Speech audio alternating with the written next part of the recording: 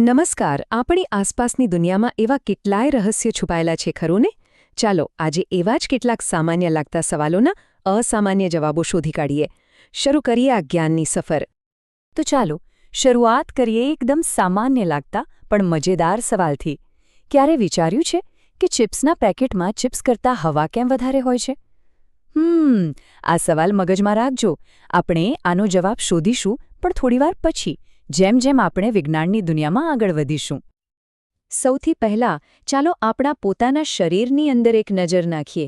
આ એક એવું અદ્ભુત મશીન છે જ્યાં દર સેકન્ડે કંઈક ને કંઈક જાદુઈ ઘટનાઓ બનતી રહે છે. જરા વિચારો, અચાનક કોઈ ડરામણી સિચ્યુએશન સામે આવી જાય તો આપણું શરીર તરત જ એકદમ એલર્ટ થઈ જાય છે, ખરું ને? એ સમયે એક ખાસ કેમિકલ શરીરમાં ફેલાય છે જે આપણને ફાઇટ ઓર ફ્લાઇટ એટલે કે લડો અથવા ભાગો માટે તૈયાર કરે છે. ખબર છે એ કયું કેમિકલ છે?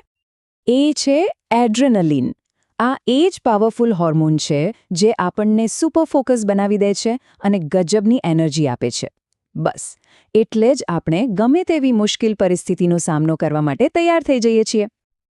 પણ સવાલ એ છે કે આટલી બધી એનર્જી આવે છે ક્યાંથી? તો જુઓ, એની શરૂઆત થાય છે ગ્લુકોઝ એટલે કે શુગરના બ્રેકડાઉનથી. આ આખી પ્રોસેસ, જેને ગ્લાયકોલિસિસ કહે છે, એ આપણા શરીરના કોષોની અંદર જ થાય છે. સમજો કે આ એનર્જી બનાવવાનું પહેલું અને સૌથી જરૂરી સ્ટેપ છે. હવે ચાલો જીવનના બિલ્ડિંગ બ્લોક્સ એટલે કે રંગસૂત્રોની વાત કરીએ. અહીંયા એક સામાન્ય કન્ફ્યુઝન જોવા મળે છે. જુઓ, હકીકત એ છે કે પુરુષોમાં XY રંગસૂત્રો હોય છે, XX નહીં. XX રંગસૂત્રો તો સ્ત્રીઓમાં હોય છે. અને હા, શરીરનું બેલેન્સ જાળવવું પણ એટલું જ ઇમ્પોર્ટન્ટ છે. આ કામ કરે છે ઇન્સ્યુલિન. આ એ હોર્મોન છે જે આપણા બ્લડમાં સુગર લેવલને કંટ્રોલમાં રાખે છે. ખરેખર આપણું શરીર સતત કામ કરતું એક અમેઝિંગ કેમિકલ ફેક્ટરી જેવું છે ને?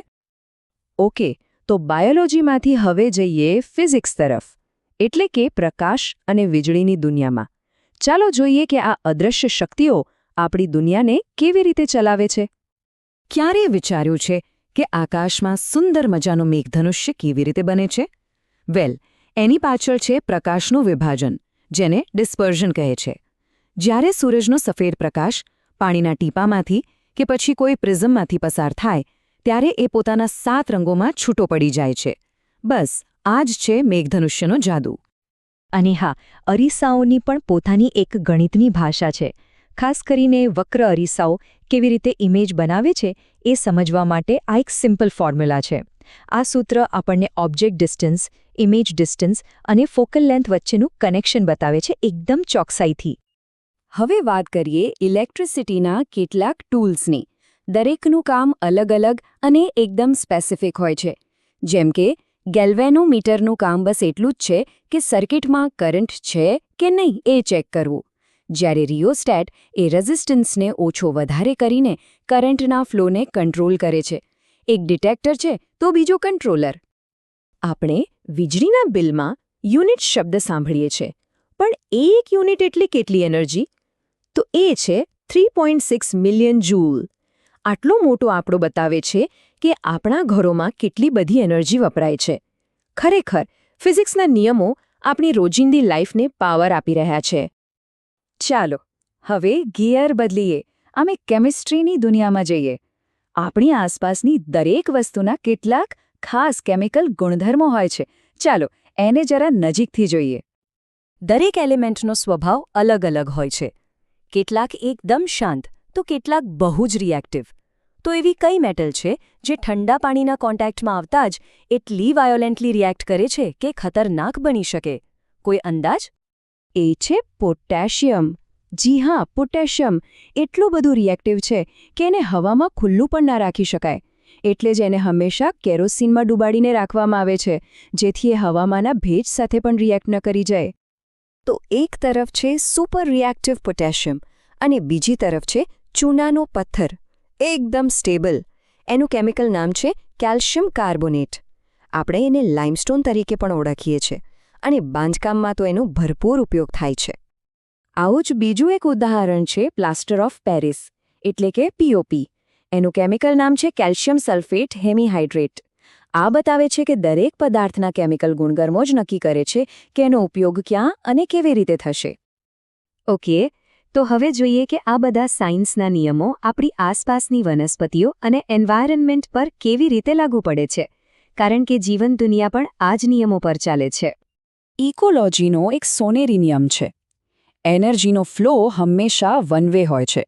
મતલબ એનર્જી સૂરજમાંથી છોડમાં જાય, છોડમાંથી એને ખાનારા પ્રાણીઓમાં જાય, પણ એ ક્યારેય રિવર્સ ગિયરમાં પાછી નથી આવતી. એ એક જ દિશામાં આગળ વધે છે. જેમ આપણા શરીરમાં હોર્મોન્સ હોય છે એમ વનસ્પતિઓમાં પણ હોય છે, અને એમાંનો એક છે જિબ્રેલિન. ઘણાને એવું લાગે છે કે ગ્રોથને રોકે છે, પણ હકીકતમાં એ ગ્રોથને પ્રોત્સાહન આપે છે. છોડની ઊંચાઈ વધારવાથી લઈને બીજને અંકુરિત થવામાં મદદ કરવા સુધી એનું કામ ગ્રોથને આગળ વધારવાનું છે. આપણી પ્રવૃત્તિઓની પૃથ્વી પર ઘણી ઊંડી અસર થઈ છે. એમાંની એક સૌથી મોટી અસર છે આપણા રક્ષણાત્મક ઓઝોન લેયર પર. અમુક માનવસર્જિત ગેસને કારણે આ લેયરમાં ગાબડા પડી રહ્યા છે. અને આના માટે મુખ્ય વિલન છે ક્લોરોફ્લોરોકાર્બન એટલે કે CFC. એક સમયે આ ગેસ સ્પ્રે કેન અને ફ્રિજમાં ખૂબ વપરાતો હતો, પણ જ્યારે ખબર પડી કે ઓઝોન લેયરને કેટલું નુકસાન કરે છે ત્યારે એના પર પ્રતિબંધ મૂકી દેવાયો. આ એક મોટું ઉદાહરણ છે કે આપણી એક્શનની પર્યાવરણ પર કેટલી મોટી અસર થઈ શકે છે. તો બાયોલોજી, ફિઝિક્સ અને એન્વાયરમેન્ટની આખી સફર કર્યા પછી યાદ છે પેલો શરૂઆતનો સવાલ? ચાલો હવે એ રહસ્ય પરથી પડદો ઉઠાવીએ. આખરે ચિપ્સના પેકેટમાં ગેસ કેમ ભરવામાં આવે છે? તો જવાબ છે નાઇટ્રોજન. આ ગેસ કોઈની સાથે જલ્દી રિએક્ટ નથી કરતો, એટલે એ પેકેટમાંથી ઓક્સિજનને દૂર રાખે છે, જેથી ચિપ્સ લાંબા સમય સુધી વાસી ન થાય અને એકદમ ક્રિસ્પી રહે. આ જ તો સાબિત કરે છે કે વિજ્ઞાન કોઈ લેબમાં કેદ નથી, એ તો આપણા લંચ બોક્સમાં પણ છે. તો હવે પછી કંઈક નવું જુઓ ત્યારે વિચારજો, એની પાછળ કયું વિજ્ઞાન છુપાયેલું હશે.